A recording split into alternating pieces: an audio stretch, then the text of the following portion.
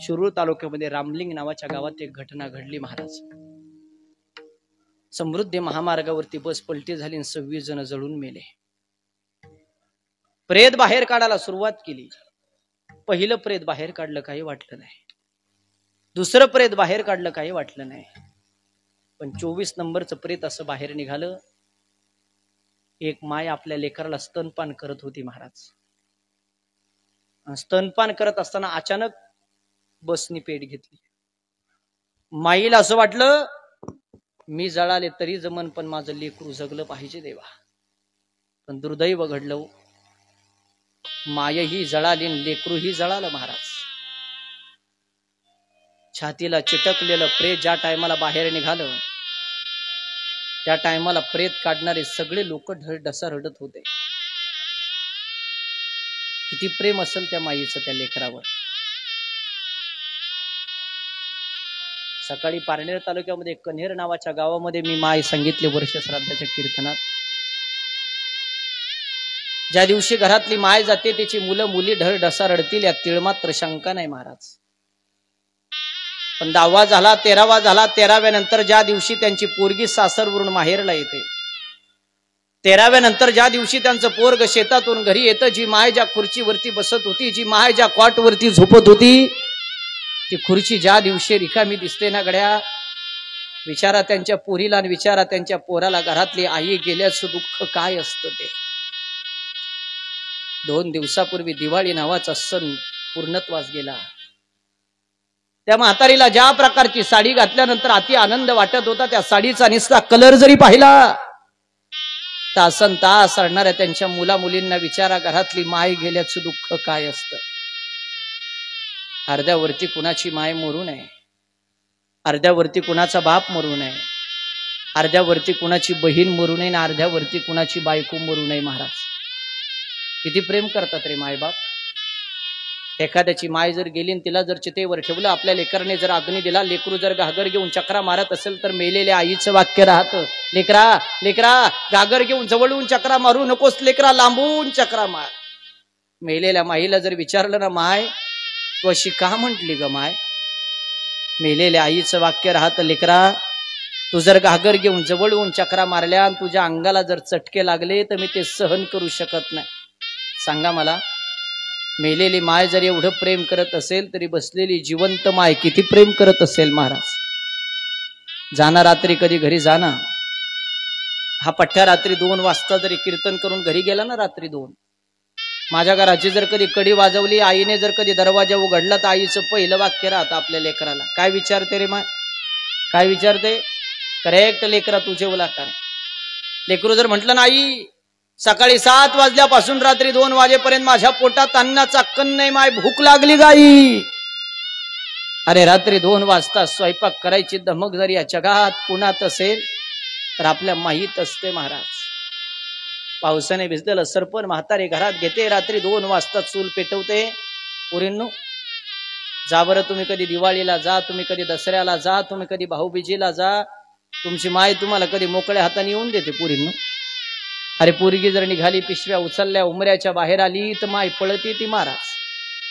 गहू देईल, बाजरी देईल, ज्वारी देईल, कांदे कुठं द्यायसारखी गोष्ट आहे. करे किलो भर का व्हायना कांदे देते. नातवाला भूक लागू नये, भुईमुगाच्या शेंगा भाजून देईन, गुळाचा खडा देईल, नातवाचे 2-4 बुके घेईन, त्याच्या हातात कपडे घ्यायला 10-10, 20-20 रुपये तरी देईन. त्याने कपडे येत नसते, पण आईची वेडी माया राहते महाराज. त्या मायबापाचं सगळ्यात जास्त प्रेम जर या जगात कुणावर असेल तर आपल्या पोरीवरती असतं महाराज, सगळ्यात जास्त. संपेल माझं एक 5 मिनिटात आता कीर्तन. पुरुष मंडळ तुम्ही इथून बाहेर निघाले का प्रत्येकाने आपल्या पोरीला फक्त एक फोन करायचा. प्रत्येकाने तुम्ही हॅलो जरी म्हटलं नाही, हॅलो, तुमचा आवाज जरी छोटा आला तर पोरगी विचारते, बाबा तुम्ही आजारी आहेत काय? बाबा बाबा आवाज छोटा येतो म्हणजे तुमचा घसा बसला काय? बाबा खरं सांगा 9:30च्या दरम्यान तुम्ही फोन केला, दादा काही बोलला काय? घरात काही किरकिर झाली काय? भांडणं झाले? आता भेटायला येऊ का दादा? सगळ्यात अगोदर बापाचं दुःख जर या जगात कुणाला कळत असेल, आपल्या पोरीला कळतं महाराज. 10 लाखाचं कर्ज माझ्या बापाच्या डोक्यावरती असू द्या, मी बापाला रडताना अजून पाहिलं नाही महाराज. बाप आयुष्यात एकदाच रडतो फक्त. कधी कधी करेक्ट ज्या दिवशी आपल्या पोरीला पाहुणे पाहायला येतात, हॉलमध्ये जर पाहुणे प्रश्न विचारित असेल, उभे आयुष्यात बापाने कधी पांडुरंगाचं तोंड पाहिलं नाही, तो बाप देव घराच्या समोर जातो, देवाला दंडवत घालतो, बापाच्या मुखात वाक्य असतं, देवा तुझ्या भरोश्यावर पोरगी त्या घरात देतो देवा. मला माहिती नाही रे पाहुणे कसे आहेत, मला माहिती नाही स्वभाव कसा आहे, उद्या काही बरं वाईट झालं त्याला जबाबदार तू राहशील देवा. ऐका ना दादा, पाहुणे निघून जातात, संध्याकाळी पाहुण्याचा फोन येतो, पाटील पाटील तुमची पोरगी गोडे दिसायला पसंत आहे, आम्हाला तयारीला लागा. बापाच्या पायाखालची जमीन सरकते, डोक्यावरचं आकाश फाटतं, आनंद तेवढा आणि दुःख तेवढं झालेलं असतं का, मला बाबा म्हणून आवाज देणारी काळजाचा तुकडा 1 महिन्याने मला सोडून जाईल. कोण मला विचारन बाबा चहा करून देऊ का बाबा, कोण मला विचारन बाबा गोळी घेतली का बाबा, कोण मला विचारन बाबा तब्येत बरी आहे का बाबा. पोरीच्या लग्नाकरता मंडपवाल्याच्या पाया पडणारा बाप असतो महाराज, पोरीच्या लग्नाकरता किराणा दुकानदाराच्या पाया पडणारा बाप असतो महाराज, पोरीच्या लग्नाकरता सावकाराच्या पाया पडणारा बाप असतो नाही. पोरीचं लग्न ताटात झालं पाहिजे, नेते मंत्री आमदार खासदार सगळे मंडळी आले पाहिजे, सगळ्याच्या पाया पडल, पण लग्नाचा दिवस उगू द्या, बापाचं तोंड पहा एका कोपऱ्याला जातो, तोंडामध्ये रुमाल कोंबतून ढळ डसा रडतो का, बाबा म्हणून आवाज देणारी काळजाचा तुकडा संध्याकाळी मला सोडून जाईल. कोण विचारन जेवले का, कोण विचारन बाबा चहा करून देऊ का, कोण विचारन बाबा गोळी घेतली का. पुरुष मंडळी, मी तुमच्या गावात पुन्हा कीर्तन प्रवचनाला येईल नाही येईल तो भाग द्या सोडून, पण बसलेल्यापैकी तुम्ही जर भाऊ भाऊ असाल ना, पैसा कमी कमवा गाड्या हो, पण एका विचाराने राहा. तुम्ही भाऊ भाऊ घराने वेगळे राहा, माझं काही म्हणणं नाही, तुम्ही भाऊ भाऊ चुलीने वेगळे राहा, काय हरकत नाही, पण तुम्ही विचाराने एकत्र राहा. 2 भावाला जर एका ताटात जेवताना पाहिलं तर माई बापाचं 10 वर्षाचं आयुष्य वाढतं महाराज. त्याच 2 भावाला दिवसभर भांडणं करताना पाहिलं तर माई बाप 10 वर्ष लवकर मरतील वस्तुस्थिती आहे. आता बघीन तू माझ्या आईसारख्या आहे, बहिणीसारख्या आहे. काल भाऊबीज नावाचा सण होऊन गेला, तुमचा भाऊ तुमच्या भावाची आई गेली असेल, बाप गेला असेल तर त्याची बहीण म्हणजे त्याची माय बाप असते बरं का.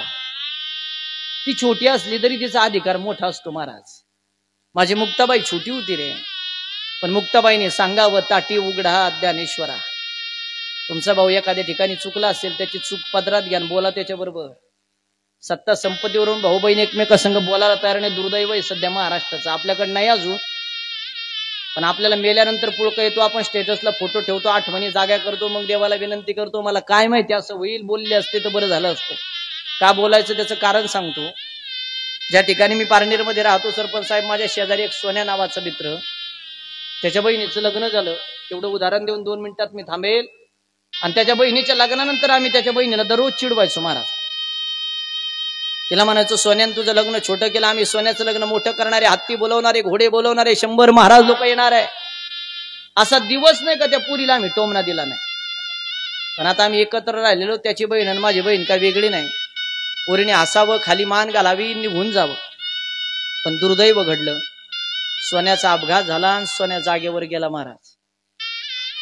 त्यांच्या घरच्यांनी मला फोन केला, उगले महाराज अशी अशी घटना घडली, सोन्याची घटना घडली, सोन्या जागेवर गेला, तुमची बहीण नगर कॉलेजला पेपरला गेली, तुमच्या पाया पडते, तुमच्या गाडीमध्ये तिला घेऊन या. महाराज 2 मित्र माझ्या गाडीमध्ये घेतले, नगर कॉलेजच्या गेटवरती गाडीने उभा केली. पोरांना म्हटलं काय घडलं तिला सांगू नका. पेपर संपला, पोरगी पळत आली, बाहेर आल्यावर गाडी पाहिली, पाठीमागून नाव वाचलं. अरे मुगले महाराजाची गाडी दिसते, आतमध्ये डोकावून पाहिलं आणि पोरीने पहिला प्रश्न केला, महाराज आज सोन्या दिसत नाही म्हणे उगले महाराज तुमच्या. मनातल्या मनात म्हटलं तुला कसं सांगावं, तुझा एकुलती एक भाऊ अपघातात गेला म्हणून. तिला म्हटलं मी कीर्तन आलोय, बस गाडी सोडतो तुला पारनेरला. नाही म्हणे महाराज मला चहा प्यायचा म्हणे. अरे तुझं एकुलती एक भाऊ गेला रे, अंत्यविधीसाठी सारं गाव थांबलंय तुझ्यासाठी, तुला कोणत्या तोंडाने चहा पाजू पुरी. पोरीला बळजबरी गाडीमध्ये बसवलं. पण ऐका ना पुरुष मंडळी, केडगावच्या पुढे माझी गाडी निघाली, चास कामर गावाचं नावाचं गाव लागलं महाराज मला. पोरगी ऐकायला तयार नाही म्हणे उगले महाराज मी पहिल्यांदा तुमच्या गाडीत बसली, मला चहा बिस्किट खायचे. खाली उतरली, हसत होती, चहा बिस्किट खात होती. घरी काय घडलं पुरीला माहिती नाही. तिथं नेईपर्यंत पुरीला कल्पना दिली नाही, तोपर्यंत गर्दी जमलेली होती. सोन्याची बॉडी तोपर्यंत हॉस्पिटलला होती महाराज. पण हिंदू धर्माचा एक नियम आहे, ज्या लेकराचं लग्न झालेलं नसेल त्याचा जर अंत्यविधी करायचं असेल, त्याच्या गालाला हळद लावली जाते, त्याला मंडोळी बांधली जाते, त्याला नवरदेव करून त्याचा अंत्यविधी केला जातो. सोन्याच्या बाबतीत असंच घडलं. सोन्याचं लग्न झालेलं नव्हतं. सोन्याची बॉडी घरी आणली, गोऱ्या पान गालाला हळद लावली, मंडोळी बांधली आणि नवरदेव करून सोन्याची बॉडी ज्या टायमाला त्यांच्या हॉलमध्ये ठेवली, माता भगिनी मेला स्वतः साक्षीदार आहे. सोन्याची एकुलती एक बहीण पळत आली, सोन्याच्या छातीवरती धाय मोकलून रडत होती आणि सांगत होती, उगले महाराज तुम्ही तर म्हणत होते सोन्याचं लग्न मोठं करायचं, हत्ती बोलवायचे, घोडे बोलवायचे, असं केलं का माझ्या भावाचं लग्न? अरे ज्या टायमाला सोन्याची एकुलती एक बहीण सोन्यासाठी धाय मोकलून रडत होती महाराज, असा दिवस नसेल त्या बहिणीला त्या भावाची आठवण होत नसेल. बसलेल्यापैकी एखादीचा भाऊ चुकला असेल, घ्यानं चूक पदरात. कोण चुकत नाही आयुष्यामध्ये. पुरुष मंडळी तुम्हालाही माझं सांगणं आहे, उद्यापासून एक करा, एवढा संदेश फॉलो करा, माझं कीर्तन सार्थकी लागेल. उद्यापासून प्रत्येक पुरुषाने एक एवढा संदेश करायचा. आपल्या सख्ख्या बहिणीला, रक्ताच्या बहिणीला उद्यापासून दररोज एक फोन करायचा महाराज, दररोज. आणि 2 प्रश्न विचारायचे. पहिला प्रश्न विचारायचा जेवण केलं का, दुसरा प्रश्न विचारायचा पाहुण्याची तुझी तब्येत बरी आहे का. अरे त्या बहिणीला मरेपर्यंत इच्छा असते माझ्या भावाने 2 शब्द माझ्या संग प्रेमाने बोलाव. गड्यावर तुमचा जर ऍक्सिडेंट झाला ना, अपघात, माय बापानंतर पहिल्यांदा पैसे घेऊन पळत येणार जर या जगात कोण असेल तर आपल्या रक्ताची बहीण असते महाराज. तिला जर माहिती झालं नाही, हायवेवर माझ्या भावाचा ऍक्सिडेंट झाला, गाडीवाल्याने त्याला उडून दिलं, नगरला हॉस्पिटलला त्याला ऍडमिट केलं. अरे लोकांची जर रोजाने जाणारी बहीण आहे त्या साडीवरती पळत सुटते, डॉक्टरच्या पाया पडते, डॉक्टरला सांगते, डॉक्टर कितीही पैसे लागू द्या, माझा भाऊ जगला पाहिजे डॉक्टर. मी लोकांची जर रोजाने जाईन डॉक्टर, अमक्या अमक्या ऑपरेशनचा खर्च मी देते, पण भावाला मरू देऊ नका. ही भूमिका जर या जगात कुणाची असेल तर आपल्या रक्ताच्या बहिणीची असते महाराज. मी जर माझ्या बहिणीला कधी 1000 रुपयाची साडी घेतली ना, माझी बहीण नगरला येते, 4000 रुपये त्याच्यात टाकते, 5000ची साडी घेते. पण तिच्या सासू सासऱ्याला मिळवून सांगते, माझ्या भावाने मला 5000ची साडी घेतली, माझ्या बापाने मला 5000ची साडी घेतली. भावाचं आणि बापाचं नाव कधीच धुळेला घालीत नाही. त्याला रक्ताची बहीण म्हणतात. त्या बहिणीवर प्रेम करायचं शिका. आणि बहिणीची किंमत लग्न होईपर्यंत नाही कळत महाराज. मला असंच वाटायचं, देवाने मला कशाला बहीण दिली. महेश महाराज जोपर्यंत माझं लग्न झालं नव्हतं, अख्खं कपाट माझ्या बहिणीच्या साड्याने कपड्याने भरलेलं असायचं. मला एवढी जागा नव्हती महाराज कपाटात कपडे ठेवायला. मी जरा असं क्वाटवर झोपलं, माझ्या वडिलांनी म्हणावं, ए ते परक्याचं धन आहे, किती दिवस आपल्या घरी थांबणार, लग्नानंतर ते लोकांचं धन आहे, तिला क्वाटवर झोपू, तू खाली झोप. मी मनातले मनात देवाला म्हणत, जेव्हा कशाला मला बहीण दिली असेल तर देऊ बोलतो. पण ज्या दिवशी माझ्या बहिणीचं लग्न झालं रे, आणि लग्नानंतर बहीण 2 दिवसासाठी घरी आली. अरे एवढी बॅग घेऊन आली, कोपऱ्यात बहिणीने बॅग ठेवली, एवढ्या चटईवरती बहीण 2 दिवस झोपली आणि 2 दिवसांनी पुन्हा निघून गेली.